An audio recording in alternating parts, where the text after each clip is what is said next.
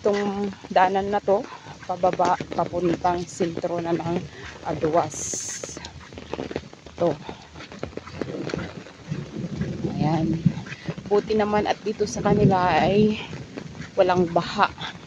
Ayan po ang mga palay-palay po nila dyan.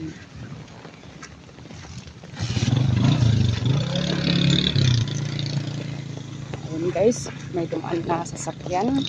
Kapag ka ito lumakas pa ng lakas at may tendency din dito guys na tataas din ang tubig.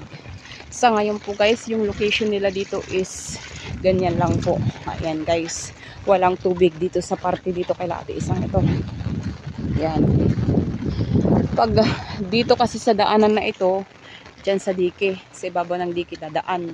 Yung dun sa may bahay na pinakita ko kanina, yung bahay na yun na malaki, yung kulay orange na yun, daanan naman yun, diretso na yun dun guys sa bahay. Ayan. Diretso na yon papuntang ruta ng sentro ng Aduas. Ito kasi dumaan kami dito sa ibabaw ng diki. Ayan guys ang daanan dyan. So ayun na nga at ako'y may nakakasalubong na ayan kabaryo.